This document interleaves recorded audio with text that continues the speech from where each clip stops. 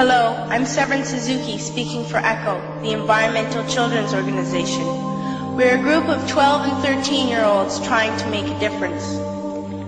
Vanessa Seti, Morgan Geisler, Michelle Quigg, and me. We've raised all the money to come here ourselves, to come 5,000 miles to tell you adults you must change your ways.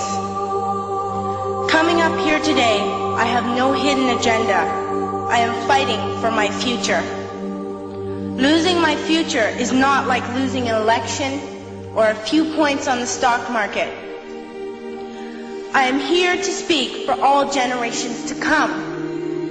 I am here to speak on behalf of the starving children around the world whose cries go unheard.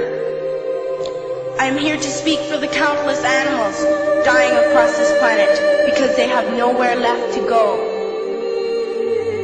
I am afraid to go out in the sun now because of the holes in our ozone. I am afraid to breathe the air because I don't know what chemicals are in it. I used to go fishing in Vancouver, my home, with my dad, until just a few years ago we found the fish full of cancers. And now we hear of animals and plants going extinct, every day vanishing forever. In my life, I have dreamt of seeing the great herds of wild animals, jungles and rainforests full of birds and butterflies. But now I wonder if they will even exist for my children to see. Did you have to worry of these things when you were my age? All this is happening before our eyes, and yet we act as if we have all the time we want and all the solutions. I'm only a child and I don't have all the solutions. But I want you to realize, neither do you. You don't know how to fix the holes in our ozone layer. You don't know how to bring the salmon back up a dead stream. You don't know how to bring back an animal now extinct. And you can't bring back the forest that once grew where there is now a desert. If you don't know how to fix it, please stop breaking it. Here, you may be delegates of your government, business people, organizers, reporters, or politicians, but really, your mothers and fathers, sisters and brothers, aunts and uncles, and all of you are someone's child. I'm only a child, yet I know we are all part of a family, 5 billion strong, in fact, 30 million species strong.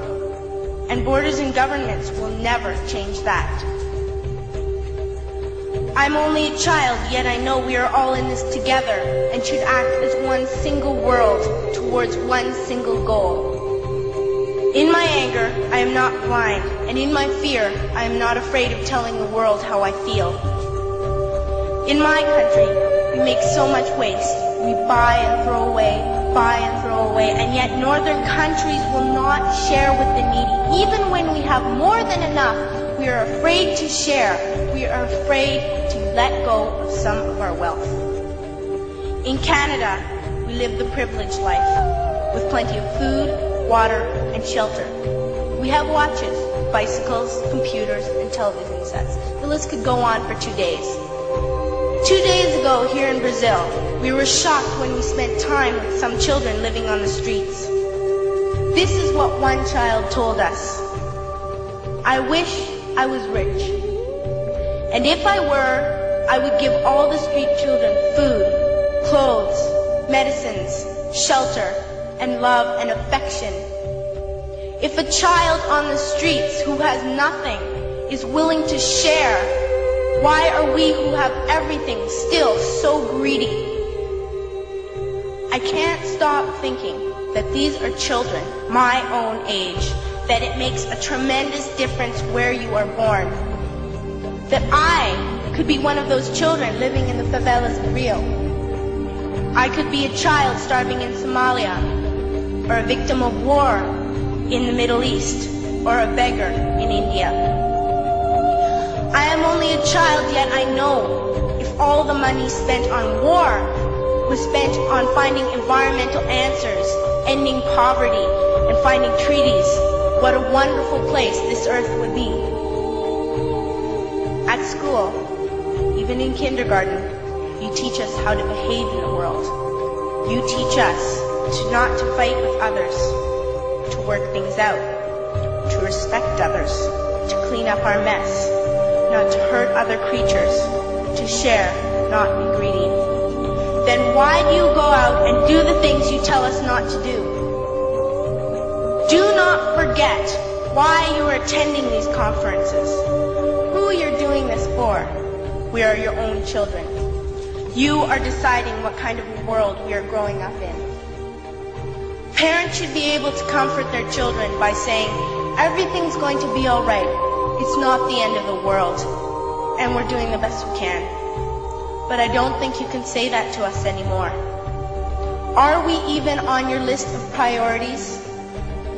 My dad always says, you are what you do, not what you say. Well, what you do makes me cry at night. You grown-ups say you love us, but I challenge you, please, make your actions reflect your words.